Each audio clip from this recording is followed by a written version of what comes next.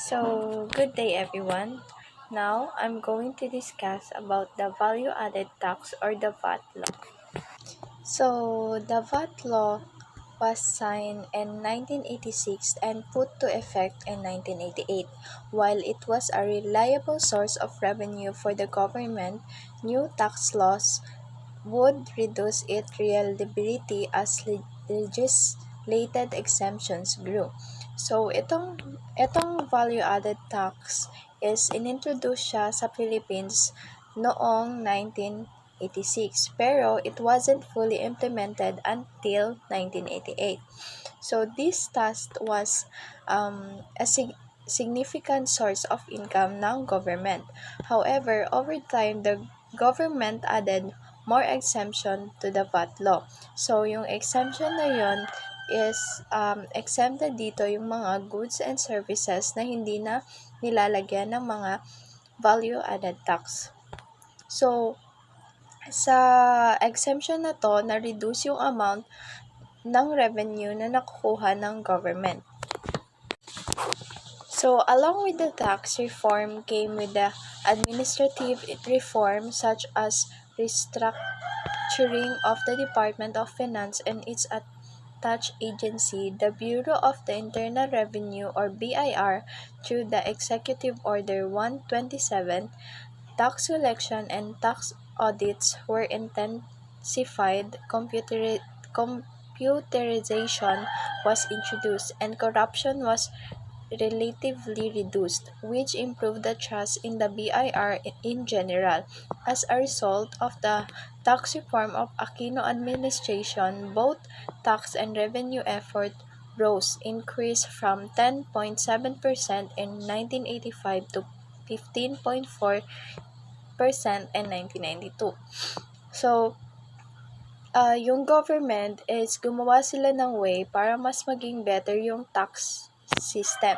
So, pinalitan nila yung way the Department of Finance and the Bureau of International Revenue or BIR work. So, pinalitan nila yung way kung paano tumatakbo yung BIR. So, they also made it easier to collect taxes. So, mas pinadali nila yung pagkukolekt ng mga taxes and para ma-check if yung mga tao is nagbabayad ng tama. So, they started using computers to help with this and tried to reduce corruption. So, this made people trust the BIR more. All these changes lead to more people paying taxes and the government collected more money from taxes. Sa bagong way na yon, mas tumaas yung taxes na nako-collect ng government from 10.77% noong 1985 to 15.4% noong 1992.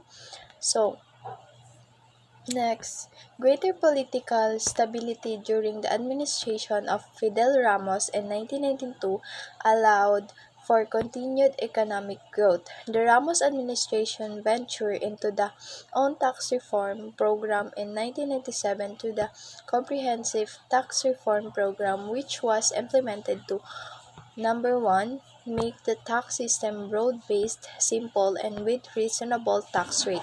Number 2, minimize tax avoidance allowed by existing flaws and loopholes in the system. Number 3, encourage payments by increasing tax exemption level, lowering the highest tax rate, and simplifying procedure. And number 4, rationalize the grant of tax incentives, which was estimated to the worth 531.7 billion pesos in 1994. So, when the country was more peaceful and stable under the Fidel Ramos, mas tumaas yung economy natin, mas nag-grow yung economy natin. In 1997, President Ramos wanted na mas maging better pa yung tax system. So, gumawa siya ng plan which is tinawag niyang Comprehensive Tax Reform Program. So, sa Comprehensive Tax Reform reform program na ito, it made taxes easier to understand and pay. Stop people from avoiding taxes. So, encourage people to pay taxes by giving them more exemption. Mas pinababa yung higher taxes rate and mas pinadali yung pagpaprocess ito. So, and use tax incentives wisely. So, this plan was designed to make the tax system fairer and to help the economy grow even more. So next, the VAT base was also broadened in 1997 to include services through Republic Act 7716. The feature of the improved VAT law were as follows. So, in 1997, the government changed the VAT law. So, noong 1997 is binago ng government yung VAT law at in-include dito yung services like services from the restaurant, hotels, and other businesses. So, here's what the change meant. So, number one, restore the VAT exemption for all cooperatives, agricultural, electric, credit, or multipurpose and others, provided that the share capital of each member does not exceed 515,000 pesos. So, ito is yung cooperative or group of people working together got back some VAT exemption as long as their members didn't have too much money invested. So, next is expanded the coverage of the term simple processes by including broiling and roasting, effective narrowing the tax base for food products. So, the second one is food products like roasted and broiled food were included from the VAT, making it easier for food businesses.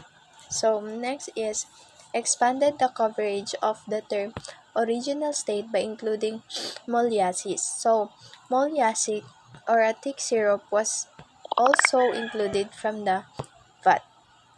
So, number 4 is exempted from the VAT are the following. So, importation of meat, selling or importation of coal and natural gas in whatever form or state.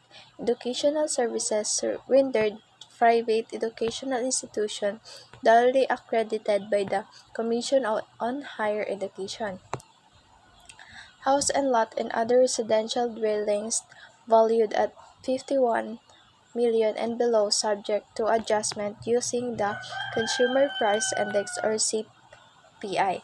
So, list of residential units with a monthly rental per unit of not more than 58,000 subject to adjustment using CPI. Sale, importation, printing, or publication of books and any newspapers.